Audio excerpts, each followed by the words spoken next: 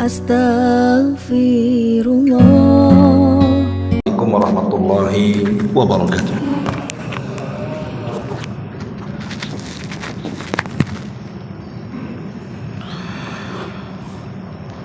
Alhamdulillah. Alhamdulillahilladzi hadana wa kafana wa ja'alana minal muslimin. Asyhadu an la ilaha illallah wahdahu rabbi la syarika lah, waliyus salihin, wa asyhadu anna Muhammadan abduhu wa rasuluhu alladzi la nabiyya ba'dah, rasulul karim. Amma ba'du, ma'asyiral muslimin wal muslimat rahimakumullah. Alhamdulillah, di malam hari ini kembali kita bisa duduk untuk bertalabul ilmi di Masjid Muhajirin. Salat dan juga salam tetap kita iringkan kepada Rasul kita Nabi besar Muhammad sallallahu alaihi wa ala alihi wasallam. Pembahasan di malam hari ini kita akan membahas tentang 10 perkara yang bisa mematikan hati. Dengan sebab matinya hati, maka terhalanglah doa-doa yang kita panjatkan kepada Allah Jalla fi'ula. 10 perkara ini diambil dari perkataan seorang ulama tabi'in yang sangat mulia, Ibrahim ibnu Adham rahimahullahu ta'ala. Ma'asyiral muslimin yang dimuliakan Allah subhanahu wa ta'ala, satu hari Ibrahim ibn Adham rahimahullahu ta'ala sedang berjalan-jalan di pasar Basrah, dan ketika itu ada kerumunan manusia yang sedang berkumpul saling bicara satu dengan yang lainnya. Ketika Ibrahim ibn Adham lewat kepada mereka, tiba-tiba satu di antara manusia yang berkumpul itu menghentikan Ibrahim ibn Adham, dan mereka tahu siapa Ibrahim ibn Adham, seorang alim, zahid, abid, dan orang yang sangat masyhur kesolehannya. Faqala lahun nas, maka manusia yang ada di situ berkata kepada Ibrahim ibnu Adham, Ya Aba Ishaq, Ya Aba Ishaq, Inna Allah Ta'ala yaqul, wa qala rabbukum ud'uni astajib lakum. Wahai Aba Ishaq, Aba Ishaq ini kunyah daripada Ibrahim ibnu Adham. Sesungguhnya Allah subhanahu wa ta'ala telah berfirman, wa qala rabbukum ud'uni astajib lakum, dan Rabbmu telah berfirman, berdoalah kepadaku, niscaya aku akan kabulkan permintaan kalian. Kemudian manusia mengatakan, wa nahnu nad'ullah fala yastajibu lana, tapi kami sudah banyak berdoa kepada Allah subhanahu wa ta'ala, tapi doa-doa kami tidak kunjung dikabulkan Allah subhanahu wa ta'ala. Apa gerangan dengan doa-doa kami? Bukankah Allah yang mengatakan berdoa kepadaku kabulkan? Dan kami sudah berdoa tak dikabul-kabulkan pula. Maka Ibrahim ibn Adham rahimahullahu ta'ala mengatakan, li'anna qulubakum matat bi asyrati asya'a, karena hati-hati kalian sudah mati dari 10 perkara. Lihat dialog Ibrahim ibn Adham ini dengan masyarakat Basrah yang ada di pasar itu.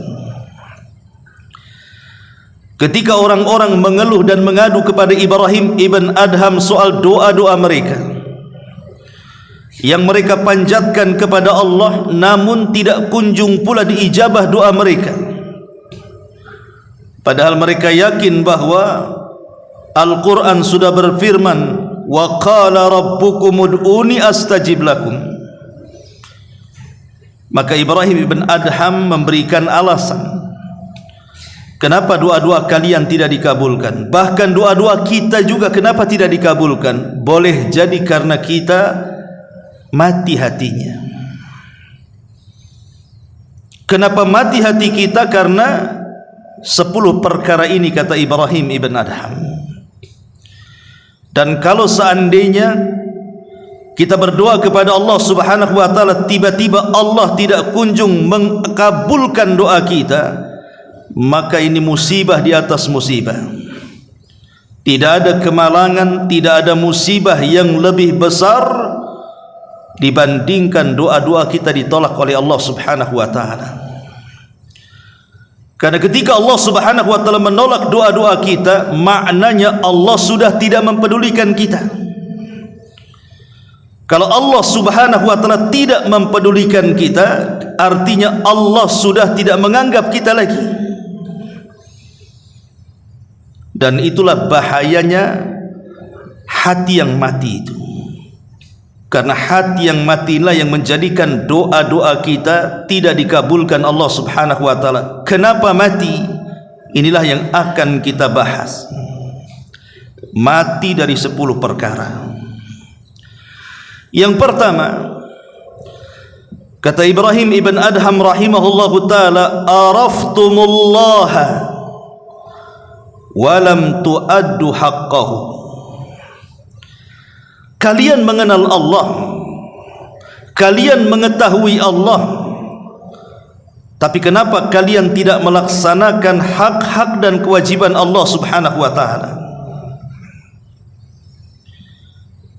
Kalau kita ditanya siapa yang menciptakan langit, kita katakan Allah. Kalau kita ditanya siapa yang menciptakan bumi, kita katakan Allah.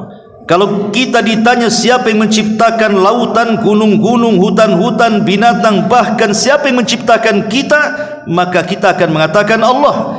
Artinya secara rububiyah kita tahu dan kita kenal siapa Allah.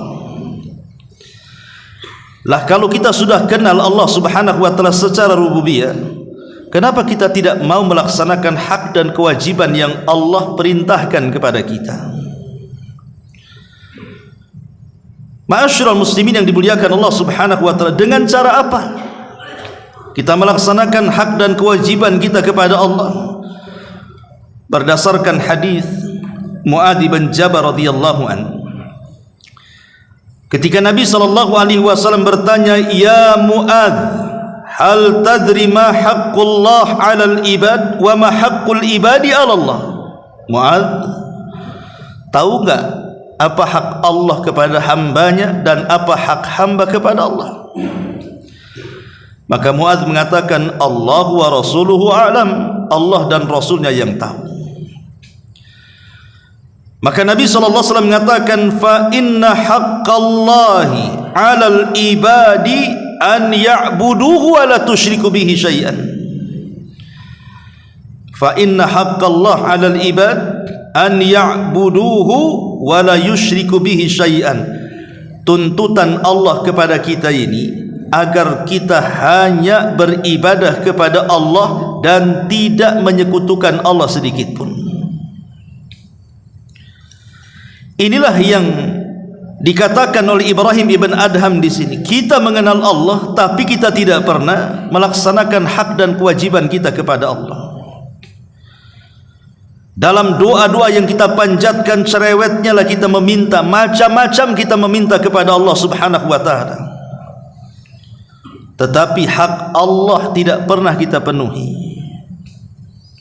Itu sama dengan orang yang tidak bekerja, datang tahu-tahu minta gajinya mana. Anda tidak pernah bekerja kepada saya, tiba-tiba datang, Ustaz, mana gaji saya bulan ini, katanya. Kira-kira saya kasih gaji enggak? Walillahil mathalul a'la. Ma'asyiral muslimin yang dimuliakan Allah Subhanahu wa taala, kalau kita ingin dikabulkan doa-doa kita dan hati kita ingin hidup, dekati Allah, maka Allah akan dekat dengan kita. Kalau kita tidak pernah dekat dengan Allah, maka Allah akan menjauh dengan kita. Ketika Allah menjauh dengan kita, secara otomatis Allah tidak akan peduli dengan kita dan tidak akan mengabulkan doa-doa kita. Maka imbangi permintaan itu dengan ibadah. Kita sudah salat, kita sudah puasa, kita sudah mengaji, baca Quran, zikir dan begitu seterusnya. Kalau ketika kita minta kepada Allah Subhanahu wa taala, mustahil Allah membiarkan permintaan kita, karena kita sudah berusaha melaksanakan hak dan kewajiban Allah. Itulah yang menjadikan kenapa doa kita mati, karena kita mengenal Allah tapi tidak pernah melaksanakan hak dan kewajibannya. Ini yang pertama. Yang kedua, wa qara'tumul Qur'an walam ta'malu bihi. Engkau membaca Al-Quran, kata Ibrahim ibn Adham, tapi engkau tidak mau mengamalkan isi Quran. Itulah yang menjadikan mati hati kalian, dan dengan sebab itulah doa-doa kita tidak dikabulkan. Saya buat analogi seperti ini. Kalau saya punya perusahaan besar, anggaplah saya bosnya. Kemudian saya berniat safar ke luar negeri. Kemudian saya mewakilkan perusahaan kepada Anda. Kemudian saya katakan kepada Anda, peganglah perusahaan saya. Nanti tugas-tugas yang harus kamu kerjakan, nanti saya akan kirim surat dari luar negeri, laksanakan dan jangan selisihi. Nanti ku bayar sekian dan sekian. Berangkatlah saya ke luar negeri. Kemudian saya kirim surat. Isi surat itu adalah tugas. Ini yang harus dikerjakan, ini yang harus dilaksanakan, ini yang tidak boleh dikerjakan, ini yang tidak boleh dilaksanakan. Pokoknya isi suratnya perintah dan larangan. Dan surat itu sampai kepada Anda. Masalahnya surat itu diletakkan begitu saja di laci lemari, tidak pernah dilihat, tidak pernah dibaca, tidak pernah dilaksanakan isinya sampai saya datang. Kira-kira marah enggak saya itu? Ya pasti marah kan begitu. Ini perusahaan saya. Kamu melaksanakan tidak sesuai dengan SOP yang saya perintahkan. Bukankah sudah saya perintahkan dalam bentuk surat? Kenapa kau tak baca? Kenapa kau tak ikuti perintah-perintah itu? Kenapa kau letakkan suratku begitu saja? Pasti saya akan marah.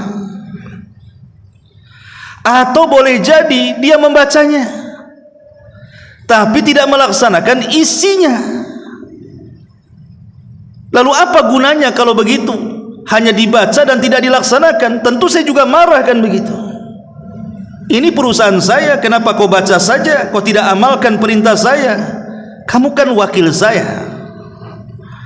Atau boleh jadi betul-betul dia hormati surat saya, dia baca surat saya, dia amalkan semua isi surat saya, maka tentu ketika saya datang saya akan bahagia. Kenapa? Karena wakil saya nurut dengan perintah. Walillah mathalul a'la. Tentu Allah lebih tinggi lagi permisalannya. Yang punya langit bumi ini Allah, dan Allah sudah titipkan bumi ini kepada kita. Dan Allah Subhanahu wa taala sudah kirim risalah surat itu kepada kita berbentuk Al-Quran.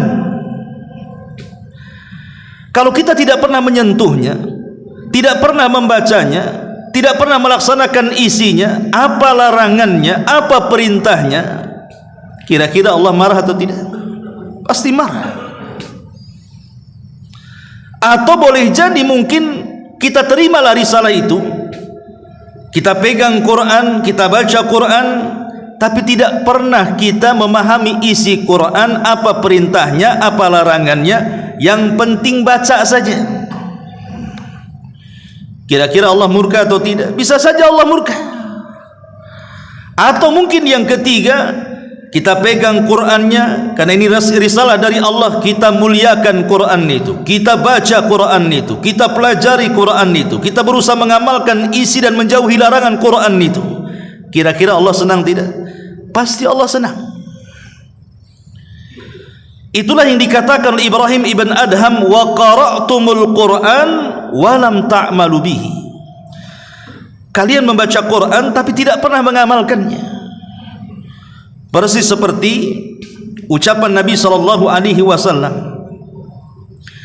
di dalam surah Al-Furqan ayat 30, Allah mengatakan, wa qala ar-rasul ya rabbi inna qaumi ittakhidhu hadzal qur'ana mahjura. Berkata Rasul, ya Rabb, sesungguhnya kaumku mereka sudah mengambil Al-Quran ini mahjur. Mahjur itu mulai ditinggalkan sedikit demi sedikit. Ada yang mengatakan mahjur di sini artinya orang sudah tidak mau mendengarkan Al-Quran apalagi membacanya. Ada juga yang mengatakan maksudnya dia tidak mau memahami dan mengamalkan isinya. Ada juga yang mengatakan tidak mau mengambil hukum daripada Al-Quran dan memilih hukum-hukum di luar daripada Quran. Ada juga yang mengatakan dia memilih mendengar yang lain dibandingkan mendengar Quran. Atau boleh jadi ada yang mengatakan ulama tafsir tidak mau mengambil Al-Quran sebagai obat baik rohani ataupun jasmani. Dan itu yang terjadi hari ini. Kita membaca Quran itu kadang-kadang setahun sekali nunggu Ramadan. Gimana tidak mati hati kita? Sama dengan ibadah. Ibadah setahun 2 kali saja, Idul Fitri, Idul Adha. Gimana tak mati hati kita coba? Itulah sebabnya doa-doa kita, kata Ibrahim ibn Adham, ditolak oleh Allah. Karena yang menyebabkan mati hati kita, kita jauh dari Allah dan jauh daripada kitab Allah Al-Quran. Ma'asyiral muslimin wal muslimat rahimakumullah. Disebutkan dalam hadis Samurah ibn Jundub radhiyallahu anhu, Nabi sallallahu alaihi wasallam mengatakan, ammal ladzi yuslagu ra'suhu bil hajari fa innahu ya'khudul Qur'an fayarfuduhu wa yanamu anis salatil maktubah. Ketika Rasul diperlihatkan sebuah azab dari azab-azab kubur, ada seseorang yang diterlentangkan, kemudian di sampingnya malaikat memegang batu, kemudian dihantamkan batu itu di kepalanya sampai pecah kepalanya. Ketika itu malaikat pergi hendak mengambil batu yang lainnya. Ketika sudah dapat batu kembali, rupanya kepalanya sudah kembali lagi, kemudian dibenturkan lagi, dan begitu seterusnya.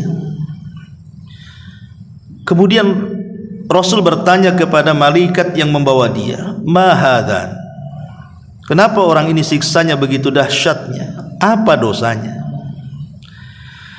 Maka malaikat ini mengatakan, fa innahu ya'khudul Qur'an fayarfuduhu. Dia mengambil Al-Quran tapi justru menginjak-injak isi Quran. Dia baca aqimus shalah, tegakkan salat, dia pula orang yang paling meninggalkan salat. Dia baca kutiba alaikumus siyam kama kutiba alal ladzina min qablikum, tentang perintah puasa, dia pula orang yang paling meninggalkan puasa, dan begitu seterusnya. Ini yang kedua. Yang ketiga, kata Ibrahim ibn Adham, wa za'amtum annakum ummata nabiyyikum wa taraktum sunnatahu. Engkau menyangka engkau ini bagian daripada umat Nabi kalian Muhammad sallallahu alaihi wasallam, tapi kenyataannya kalian meninggalkan sunnahnya. Orang Islam ini kalau ditanya siapa nabinya, pasti lantang dia mengatakan Muhammad nabiku. Karena ucapan raditu billahi rabba wa bil islami dina wa bi Muhammad nabiyya wa rasula itu sudah diajarkan di anak-anak TK. Jadi kalau dikatakan nabimu Yesus, nabimu Isa, enggak terima. Itu nabinya orang Nasrani katanya. Nabi kita Muhammad. Kita mengaku sebagai umat Muhammad, tetapi banyak orang yang mengaku umat Muhammad sallallahu alaihi wasallam tapi tidak pernah kenal sunnahnya. Yang lebih parah lagi, dia campakkan sunnahnya. Yang lebih parah lagi, dia ingkari pula tu sunnahnya.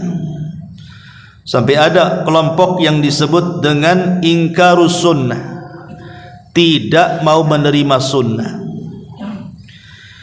Mereka mengatakan Nabi itu sama dengan kita manusia. Ucapannya bisa salah, bisa benar. Yang benar itu hanya Quran, yang otentik itu hanya Quran, yang tidak ada salahnya pasti benar itu Quran, katanya. Buktinya ada hadis yang maudhu, ada hadis yang lemah, ada hadis yang masih diteliti. Ya, karena itu ucapan Muhammad. Dengan logika-logikanya, dengan falsafat-falsafatnya, ujung-ujungnya dia mengatakan tak perlu mengambil sunnah, cukup Quran saja. Kita katakan betul, Nabi itu manusia sama dengan kita. Siapa yang mengingkari Nabi manusia? Tidak ada. Nabi itu manusia. Dia bukan malaikat, bukan jin, bukan setan. Dia manusia.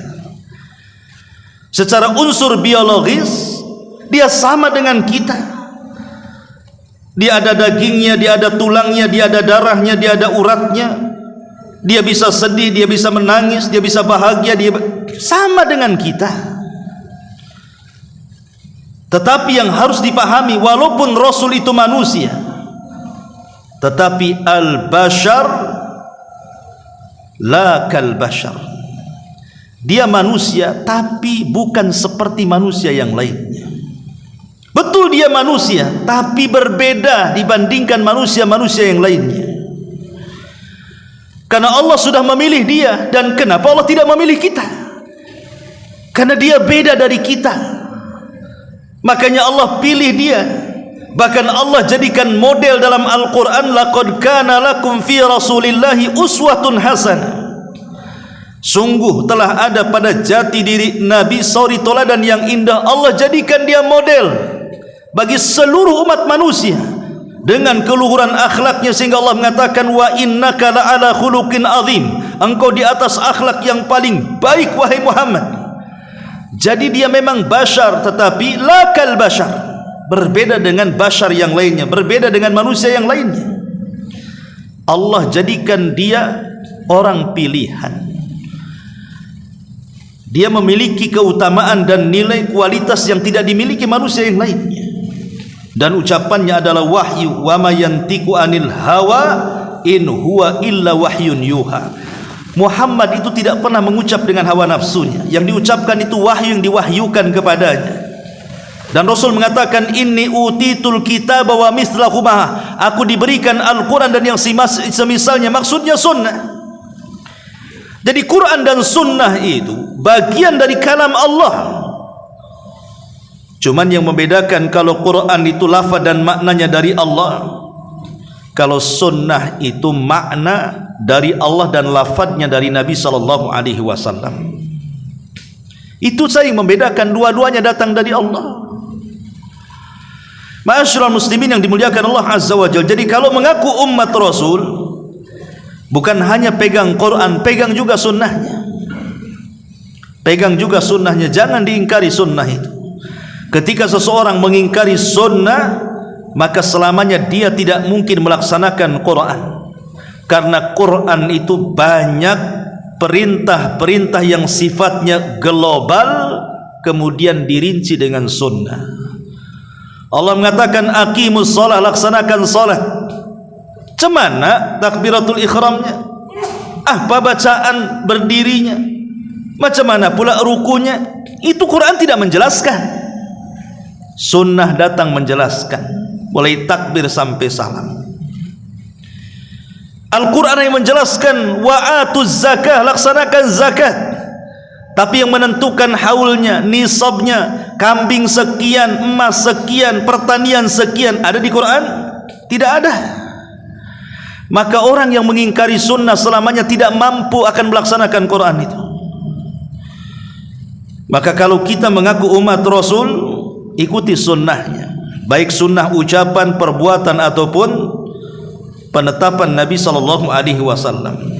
Karena kalau kita meninggalkan sunnah dalam kehidupan kita, dipastikan mati hatinya dan dipastikan terhalang doa-doanya. Yang ketiga, yang keempat, kata Ibrahim ibn Adham rahimahullahu ta'ala, wa qultum inna syaitana lakum aduun wa wafaqtumuhu, katanya, kalian selalu sesumbar setan itu musuh kalian, tapi banyak amalan-amalan setan yang kalian cocoki. Kita teriak-teriak setan itu aduwwum mubin, musuh kita yang nyata, musuh kita bersama. Tapi kenyataannya apa yang terjadi? Banyak amalan-amalan setan itu justru kita lakukan. Seperti apa? Sombong, itu amalan setan. Setan yang mengatakan ana khairum minhu khalaqtani min nari wa khalaqtahu min tin. Ketika Allah mengatakan dan saya wala amurannahum fala yughayyiranna khalqallah, setan mengatakan aku akan perintahkan mereka sampai mereka merubah-rubah ciptaan Allah. Lihat orang-orang yang KTP mereka Islam, tapi badan mereka penuh dengan tato. Wanita-wanita Islam masih banyak yang mencukur-cukur bulu halis. Wanita-wanita Islam banyak kemudian yang menyambung-nyambung rambut kepala, mengikir gigi dan begitu seterusnya. Itu semua perbuatan setan. Ngaku setan musuhnya, tapi perbuatan setan dicocoki dia pula. Termasuk tabdzir, israf, membelanjakan harta kepada yang diharamkan atau membelanjakan harta ke yang halal tapi berlebihan. Itu semua perbuatan setan. Dan puncaknya adalah kesyirikan. Sihir, dunia perdukunan, pomo, orang yang datang ke dukun percaya dengan tangkal, percaya dengan bualan bah dukun dan begitu seterusnya. Lah itu semua adalah khutuwati syaitan. Lah kalau kalian memang mengakui setan itu musuh kita, maka janganlah mencocoki perbuatan setan. Karena mencocoki perbuatan setan itu mematikan hati yang akhirnya menghalangi doa-doa kita, kata Ibrahim ibn Adham rahimahullahu ta'ala. Kemudian kata Ibrahim ibn Adham rahimahullahu ta'ala yang kelima, wa qultum annakum mushtaquna ilal jannati walam ta'malu laha. Kalian sesumbar kalian ini rindu ingin masuk surga, tapi kalian tidak pernah mencari jalan menuju surga. Kau ditanya pengen masuk surga, semua pengen masuk surga. Sak jahat-jahatnya orang jahat, sak preman-premannya orang preman, kalau ditawari surga pasti mau. Mau masuk surga bang? Maulah, kan begitu. Masa tak mau masuk surga? Gila aku, katanya. Semua pengen masuk surga, tapi masalahnya ada seorang penyair namanya Abu Al-Atahiyah. Apa kata Abu Al-Atahiyah, seorang penyair? Tarjun najata walam tasliku masalikaha inna safinata la tajri alal yabasi. Engkau mengharap ingin selamat, tapi engkau tidak pernah mencari jalan keselamatan. Macam mana kemudian kapal laut berlayar di padang pasir? Mungkin kapal laut berlayar di padang pasir? Mustahil. Sebagaimana engkau mustahil mengharap keselamatan tapi tidak mencari jalan keselamatan, maka begitu pula kapal-kapal itu tidak mungkin berjalan di padang pasir. Kalau kita mengharap ingin masuk sorga, cari jalan ke sorga itu. Itu maksudnya. Dengan cara apa? Dengan cara memperbanyak amal saleh. Makanya ada hadis Nabi SAW yang mengatakan, "Lau anna rajulan khurra ala wajhihi min yaumi wulida ila yaumi yamut haraman fi ta'atillahi azza wa jalla la haqqarahu dhalika al-yawm wa la wadda annahu rudda ila dunya kay yazdad minal ajri was thawab." Kata Nabi SAW, kalau seandainya seseorang itu sejak dilahirkan sudah dalam kondisi sujud, lahir saja sudah sujud dia, dan tidak berhenti sujudnya sampai kematiannya, artinya tidak punya dosa kan? Lahir saja sujud sampai mati. Kapan maksiatnya? Kalau ada orang yang seperti itu, lahir saja dia sudah sujud sampai mati dalam rangka mencari ketaatan kepada Allah Subhanahu wa taala, kata Nabi, la haqqarahu dzalikal yaum. Nanti kalau sudah mati, maka orang ini masih menganggap kehidupan dunia ini masih menghinakannya.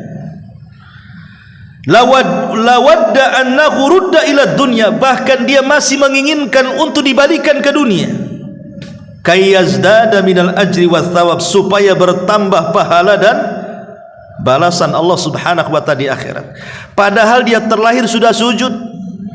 Hadis ini dikeluarkan Al-Imam Ahmad dan disahihkan oleh Syekh Nasiruddin Al-Albani rahimahullahu taala. Coba bayangkan, orang ini terlahir sujud sampai mati sujud, tidak pernah maksiat kepada Allah Azza wa Jalla. Kemudian apabila sudah mati, maka dia masih menyesali kehidupan dunianya, dan dia berharap kepada Allah agar dikembalikan kepada dunia supaya dia bisa menambah lagi pahala dan juga amal solehnya. Itulah yang dikatakan para malaikat di hadapan Allah pada hari kiamat. Apa kata malaikat? Ya Rabb, ma'abadnaka haqqa ibadatik. Ya Rabb, maafkan kami, kata para malaikat, kami belum betul-betul beribadah kepadamu dengan sebenar-benar ibadah. Padahal malaikat itu tidak pernah maksiat. Kenapa ngomong begitu? Coba bayangkan ya. Makanya pentingnya kita beramal saleh, karena hanya dengan itulah kita akan dimasukkan ke dalam sorga. Walaupun kita katakan, kalau seandainya kita beli sorga dengan amal soleh, kita tidak mungkin kebeli, karena kita masuk sorga itu bukan membeli, tetapi karena rahmat Allah Subhanahu wa taala. Tapi masalahnya rahmat tidak mungkin diraih kecuali dengan amal soleh kita. Kalau kita kemudian hanya berangan-angan ingin masuk sorga tapi tidak beramal soleh, maka angan-angan belaka saja. Kemudian kata Ibrahim ibn Adham yang ke-6, wa qultum innakum takhafuna an-nar walam tahrabu minha. Kau katakan kau takut dengan neraka, tapi kau tidak pernah lari dari neraka. Kalau kita melihat api, pasti di dunia ini kalau ada kebakaran itu pasti kita akan menjauh dari api kan, karena panas ya. Ini api dunia. Kenapa api akhirat tidak terpikir lebih panas dibandingkan api dunia yang hanya satu bagian daripada 70 bagian api neraka? Kalau kita merasa takut dengan neraka, jauhi api itu. Dengan cara apa? Tinggalkan dosa-dosa dan maksiat-maksiat yang bisa mengantarkan kita ke dalam neraka. Karena sama juga sebejat-bejatnya orang, kalau ditanya mau masuk neraka bang, nggak mungkin dia mau saya masuk neraka, gila dia. Tapi kalau memang dia memang takut dengan neraka, kenapa tidak lari dari neraka? Dan itu yang banyak hari ini, yang banyak orang-orang yang hanya lisannya saja takut neraka, tapi perbuatannya masih mengamalkan neraka, masih gibah ya, namimahnya ya, dustanya, gibahnya, macam-macam dosanya, curang dalam dagangan, curang dalam bermuamalah, belum dari segi ibadah dan akidahnya, dan begitu seterusnya ya. Dan itu bisa mematikan hati. Dan kalau sudah mati hatinya, jauhlah doa-doa kita dari ijabah Allah Azza wa Jalla. Kemudian kata Ibrahim ibn Adham rahimahullahu ta'ala yang ke-7, wa qultum innal mauta haqqun walam tasta'iddu lahu. Kalian katakan mati itu sebuah kebenaran, tapi kalian tidak mau mempersiapkan akan kematian itu. Jadi kata Ibrahim ibn Adham rahimahullahu ta'ala, kalian yakin kematian itu ada, tapi kalian kenapa tidak mempersiapkan untuk kematian itu? Begini ikhwatu fiddin, muliakan Allah subhanahu wa ta'ala, hidup di dunia ini sebagaimana nasihat Rasul kepada Ibnu Umar, kun fid dunya ka'annaka gharib aw abirus sabil. Jadilah di dunia wahai Ibnu Umar seperti orang asing ataupun seperti pelintas jalan ketika safar. Kalaupun istirahat sebentar, pasti akan melanjutkan perjalanannya. Itulah dunia. Dunia ini sementara. Dia bukan tempat tujuan dan persinggahan utama. Persinggahan utama nanti di akhirat. Dunia ini hanya lintasan saja. Dahulu di zaman Nabi, orang-orang Yaman, mereka ingin haji ke Mekah, tapi modal nekat, tidak mau bawa bekal. Mereka mengatakan, bekal kami Allah yang tanggung, katanya. Akhirnya berangkat mereka. Di perjalanan barulah mereka susahnya hidup di perjalanan, tidak ada makanan, tidak ada minuman. Akhirnya sebagian mereka ada yang mati kelaparan. Sampailah berita ini kepada Nabi. Maka ketika sampai berita ini kepada Nabi, turun ayat, wa tazawwadu fa inna khaira zadit taqwa. Berbekalah kalian, penting bekal itu. Ya betul, sebaik-baik bekal takwa, tapi bekal juga perlu. Jadi Nabi SAW kemudian turun ayat ini, nggak boleh safar seperti itu. Safar tanpa bekal itu loh, nggak boleh. Itu nekat namanya. Safar tanpa bekal, ya dipastikan sengsaranya iya, sampainya belum tentu, kan begitu.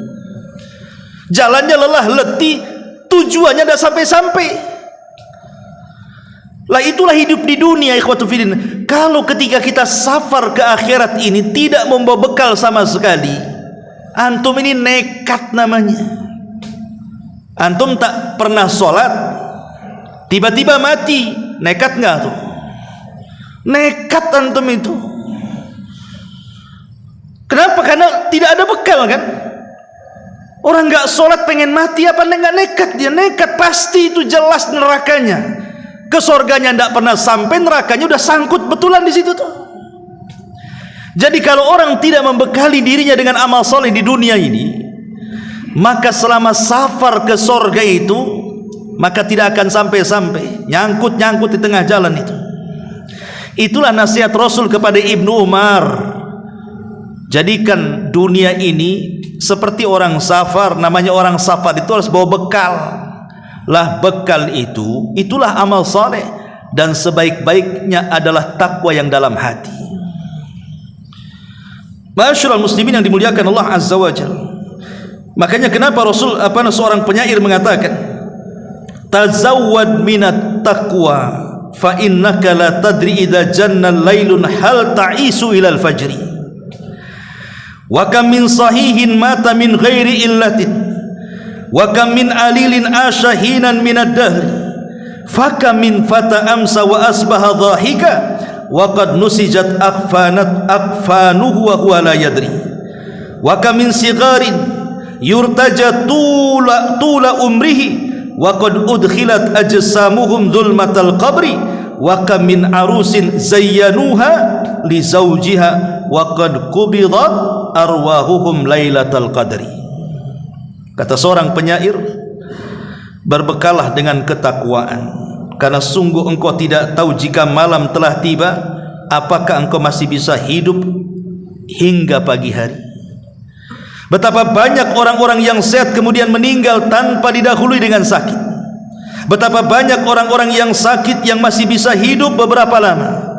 Berapa banyak para pemuda yang tertawa di pagi hari dan petang hari, padahal kafan mereka sedang ditenun dalam keadaan mereka tidak sadar. Betapa banyak anak-anak diharapkan panjang umurnya, padahal tubuh mereka telah dimasukkan ke dalam gelapnya kuburan. Betapa banyak mempelai wanita yang dirias untuk dipersembahkan kepada suaminya, padahal ruh mereka telah dicabut tatkala di malam Lailatul Qadar. Lihat, ya. Syair ini menunjukkan bahwa kematian itu loh datangnya tanpa pemberitahuan, dan kematian itu juga datangnya sebuah kepastian, dan kematian itu juga bukan akhir dari sebuah perjalanan. Itu sudah pasti. Makanya kenapa di sini dikatakan betapa banyak para pemuda yang tertawa di pagi dan petang hari, padahal kafan mereka sedang ditenun dalam keadaan mereka tidak sadar. Kita lihat orang-orang yang mati mendadak kan hari ini banyak, ikhwan. Di zaman Rasul mungkin ya sering saya katakan orang mati mendadak jarang, atau di zaman orang-orang tua-tua dulu mungkin jarang kan begitu. Tapi hari ini orang mati mendadak itu banyak. Karena lalu lintas di jalan itu yang setiap hari kita saksikan, ada orang yang nabrak, ada orang yang ketabrak. Ada saja orang mati itu. Makanya kenapa di sini Ibrahim bin Adham mengatakan, kalian sudah tahu kematian itu kebenaran, kenapa tidak disiapkan? Maka siapkanlah kematian dengan ketakwaan kita kepada Allah. Jangan sampai mati hati kita gara-gara tidak mempersiapkan bekal safar kita ke akhirat. Kemudian kata Ibrahim ibn Adham yang ke-8, washtaghaltum bi uyubin nas wa taraktum uyubakum. Kalian sibuk mengurus aib-aib orang, tapi kalian tidak pernah sibuk melihat aib sendiri. Abu Hurairah radhiyallahu anhu, beliau mengatakan, yubsiru ahadukum al-qudhata fi a'yuni akhi wa yunsil al-jadla fi aini nafsihi. Salah seorang dari kalian dapat melihat kotoran kecil di mata saudaranya, tetapi dia lupa akan kayu besar yang ada di hadapannya. Terkadang aib sekecil apapun pada orang lain bisa kita tahu, tapi aib diri sendiri terkadang tidak sadar kalau aib dia jauh lebih memalukan dibandingkan aib orang. Dari sini Nabi SAW mengatakan, man istama'a ila hadithi qaumin wa hum lahu karihun aw yafirruna minhu subba fi udhunihi al-anuk yaumal qiyamah. Barang siapa yang suka nguping-nguping omongan orang sedangkan mereka tidak suka didengar, maka telinganya kelak pada hari kiamat akan dicucuri dengan cairan tembaga yang sangat panas. Orang suka nguping-nguping ya. Jadi insya Allah lah, kalau laki-laki sih malas lah pengen tahu tuh. Kalau laki-laki pengen tahu itu berarti dia perempuan tuh yang gitu tuh. Ingat ya, kalau antum pengen tahu urusan orang, antum itu perempuan bukan laki-laki. Kan laki-laki tidak suka seperti itu. Biasanya perempuan yang suka kayak gitu tuh ya. Yang suka ngorek-ngorek aib, nanya-nanya aib orang itu kan perempuan. Lah Islam ini melarang, tidak boleh. Kenapa demikian? Karena ada yang disebut dengan hukum karma, yang disebut dengan kama tadinu tudan. Kalau kita mengorek-ngorek aib orang, nanti Allah kirim orang lain mengorek aib kita. Itulah kama tadinu tudan namanya. Kalau kita mengorek aib orang, maka Allah akan kirim orang yang mengorek aib kita. Makanya kenapa Nabi SAW mengatakan, ya ma'syara man amana bilisanihi walam yu'minu biqalbihi. Wahai orang-orang yang beriman hanya sekedar di lisan dan tidak sampai kepada hatinya, kata Rasul. Jangan menyingkap aib saudara kalian, dan jangan mencari-cari aib saudara kalian, karena siapapun yang mencari-cari aib saudaranya, maka Allah akan mencari-cari aibnya. Itulah yang dikatakan kama tadi nutudan tadi.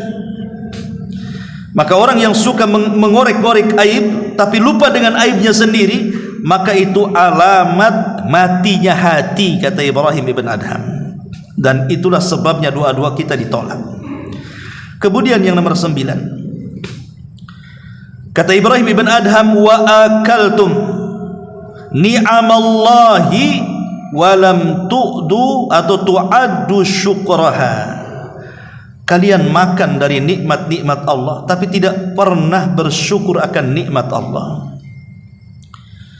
Kita ini maunya menikmati nikmat Allah saja, senang dengan nikmat Allah, tapi kita tidak mau mensyukuri nikmat Allah. Subhanallah, nikmat Allah ikhwan itu tidak pernah lepas dari badan kita. Mau kita di rumah, mau kita di jalan, mau kita di pasar, mau kita di masjid, sebutkan kita di mana saja selama kita berada di kolong langit ini, nikmat Allah itu tidak pernah lepas dari kita, dan Allah tidak pernah minta bayar. Ada Allah memajaki matahari, pajaknya sekian, PPN-nya gitu, ya, 12%, enggak kan? Masyarul muslimin yang dimuliakan Allah Azza wa Jalla, enggak ada. Allah kasih pajak tuh enggak ada. Kenapa? Bayangkan Allah berikan gratis loh kepada kita. Oksigen yang kita hirup itu gratis itu. Mata kita bisa melihat, telinga kita bisa mendengar, lisan kita bicara, kemudian akal kita berfungsi, bentuk manusia pula indah seindah-indahnya. Allah bentuk sedemikian rupa, berbeda dengan makhluk-makhluk yang lainnya. Ini semua nikmat. Wa fi anfusikum afala tubsirun. Pada diri kalian itu tidakkah kau lihat itu nikmat Allah? Fabi ayyi ala'i rabbikuma tukadziban. Nikmat mana lagi yang kau akan dustakan?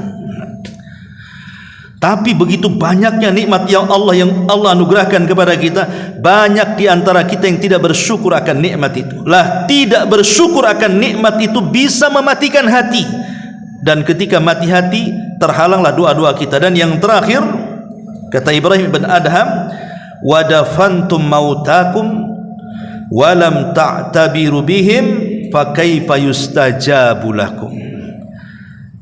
Kalian terkadang menguburkan orang-orang mati di antara kalian, tapi kalian tidak pernah mengambil ibrah dari kematian mereka. Boleh jadi di antara kita ada yang betul-betul menguburkan, kan? Masuk ke liang lahat, kita lihat saudara kita dibaringkan di liang lahat, kemudian diberikan bantalan dari tanah, kemudian kita juga yang memasangkan triplek-tripleknya, kayu-kayunya, kemudian juga kita yang kemudian melemparkan sedikit demi sedikit tanah, akhirnya kemudian terkuburlah si mayat itu. Pernah enggak kita kemudian setelah menguburkan duduk sejenak, kemudian kita katakan, ya hari ini engkau yang mati, boleh jadi besok aku pula yang seperti ini. Hari ini aku yang menguburkan, besok aku yang dikuburkan. Kalau orang berpikir seperti itu namanya mengambil ibrah namanya. Subhanallah. Saya terkadang heran. Saya pernah menguburkan, saya tidak sebut daerahnya, pokoknya menguburkan. Yang gali kuburannya di situ, orang situ. Lah Allah takdirkan memang sudah mendekati waktu maghrib. Ketika itu mendekati waktu maghrib. Jadi saya bilang sama bapak yang ada di situ tuh, yang tukang kubur-kuburkan itu, Pak, ini udah mau maghrib, kayaknya nanti habis maghrib aja lah. Oh nggak apa-apa, biasa saya kuburkan sampai isya katanya. Jadi bapak tak sholat. Diam dia. Subhanallah, coba. Dia tidak terpikir dia akan mati loh. Hari-hari dia bawa jenazah itu dia masukkan. Ketika diingatkan soal sholat, oh udah biasa katanya. Kadang-kadang sampai isya saya. Jadi saya bilang, bapak tak sholat kalau begitu? Diam, dia tidak bisa jawab. Lah ini kan aneh itu, orang ini nggak ngambil ibrah. Memang kita hari ini melihat orang dikuburkan, besok kita yang dilihat orang bahwa kita sedang dikuburkan. Lah disitulah kenapa hati kita mati, karena kita tidak pernah mengambil ibrah dari kematian itu. Padahal kematian itu hak adanya. Wa ja'at sakratul mauti bil haq dzalika ma kunta minhu tahid. Sakarat maut itu pasti datang dengan kebenaran. Itulah yang kita membuat lari darinya. Tapi Allah mengatakan kullu nafsin dha'iqatul maut, setiap jiwa pasti mati. Maka ambillah ibrah ya ulil absar. Inilah 10 perkara, kata Ibrahim ibn Adham, yang bisa mematikan hati. Makanya di ujung perkataan beliau mengatakan apa? Fa kaifa yustajabu lakum. Kalau ada 10 perkara pada kalian ini, macam mana doa-doa kalian akan dikabulkan? Lalu apa solusinya? Setelah kita tahu bahwa hati kita ini mati karena 10 perkara, sehingga dengan kematian hati kita itu, dan itu musibah terbesar dalam hidup kita, bagaimana caranya supaya doa-doa kita dikabulkan? Maka pertama tentunya jangan sampai hati kita mati. Hidupkan hati kita. Hidupkan hati kita dengan cara apa? Tauhidkan Allah. Menghidupkan hati dengan cara mentauhidkan Allah, melaksanakan sunnah-sunnah Rasulullah, percaya dengan takdir Allah, jangan pernah memandang ke atas, pandanglah ke bawah.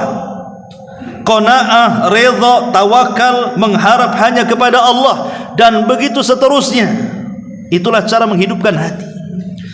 Kemudian yang kedua, kalau doa-doa kita ingin dikabulkan, maka jauhilah mawani', hal-hal yang bisa doa-doa kita ini ditolak oleh Allah, seperti makan makanan yang diharamkan, atau doa yang isinya perbuatan dosa dan kebencian, atau mungkin doa-doa yang di dalamnya penuh dengan kezaliman dan pemutus silaturahim, dan begitu seterusnya.